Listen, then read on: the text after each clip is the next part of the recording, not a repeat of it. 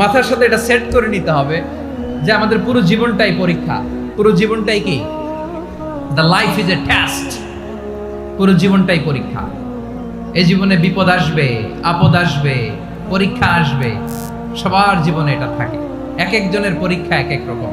আমার পরীক্ষা একরকম, মাসুদ ভাইয়ের পরীক্ষা একরকম, চৌধুরী সাহেবের পরীক্ষা একরকম, আপনার পরীক্ষা একরকম, উনার পরীক্ষা আবার আরেক রকম। পুরো পৃথিবীটাই পরীক্ষা ক্ষেত্র, সবাই পরীক্ষা দিচ্ছি, কিন্তু কারো পরীক্ষার প্রশ্নের সাথে কারোটার মিল নাই। সুবহানাল্লাহ পড়বেন না? পুরোটাই পরীক্ষা ক্ষেত্র, সবাই পরীক্ষার্থী, কিন্তু প্রশ্নপত্র একটার সাথে আরেকটা মিলে না। One doesn't match the other. একজনেরটার সাথে আরেকজনেরটা মিলে না। কাউকে আল্লাহ তাআলা ধনী বানিয়ে পরীক্ষা করেন। কি বানিয়ে?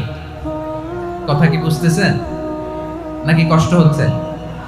কষ্ট হচ্ছে আপনাদের?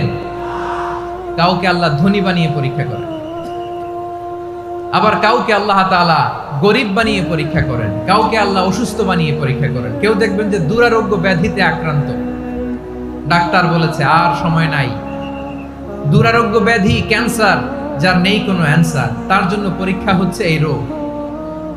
আরেক লোক দেখবেন তার আবার রোগ বালাই নাই, মাশাআল্লাহ, তাকে আল্লাহ তাআলা আর্থিক দৈন্যতা, দারিদ্রতা দিয়ে পরীক্ষা করছেন। এরকম আছে না নাই? টাকা পয়সা নাই, দিন আনে দিন খায়, যা আছে তাতে চলে না, এটা তার জন্য পরীক্ষা।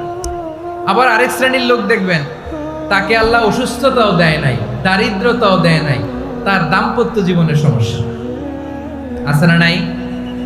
স্ত্রী কথা শোনে না, অথবা ছেলে মেয়ে কথা শোনে না। তাহলে পরীক্ষা সবার জীবনে আছে, এক একজনের পরীক্ষাটা এক এক রকম। আল্লাহ তাআলা দেখতে চায় যে এই পরীক্ষার সময় আমরা কিরকম রেসপন্স করি, how to deal with the test. কিভাবে এই বিপদ আপদ পরীক্ষাগুলোকে আমরা হ্যান্ডেল করব, ডিল করব, এটা হচ্ছে আজকের আলোচনার বিষয়।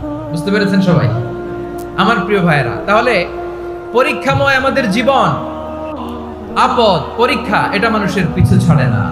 সবার জীবনে পরীক্ষা আছে। নবীদের জীবনেও পরীক্ষা ছিল।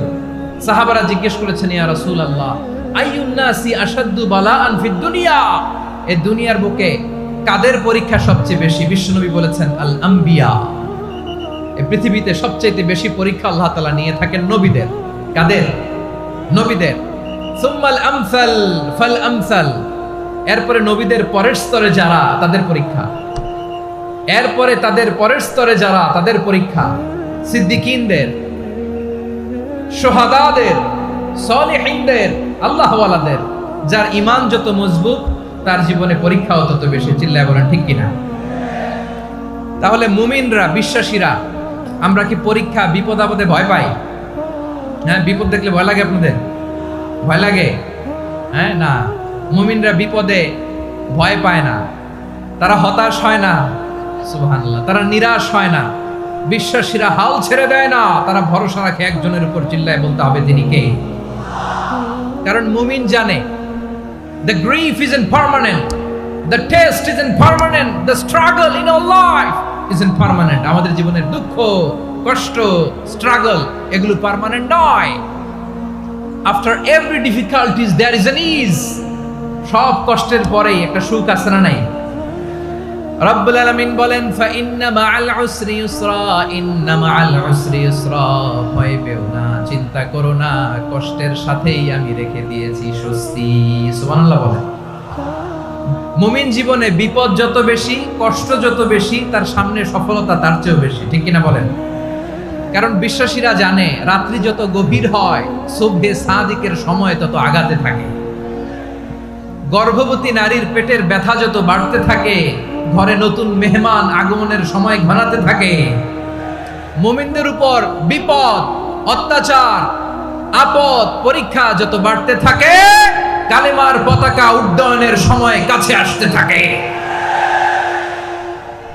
বিশ্বাসীদের এগুলো হিসাব মিলানো অনেক আগে, এগুলো অনেক আগে হিসাব মিলানো। দুঃখের আধার শেষে সুখের আলো মিটি মিটি হাসে। চিল্লায় বলেন ঠিক কিনা?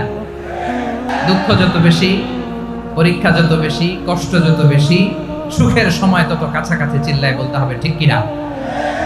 এজন্য মুমিন জীবনে পরীক্ষা বেশি, মুমিনদের হতাশা নাই। মুমিনরা নিরাশ হয় না, হতাশ হয় কাফিররা। মুমিনরা কখনো হাল ছেড়ে দেয় না। মুমিনরা ভরসা রাখে একজনের উপর, তিনি কে?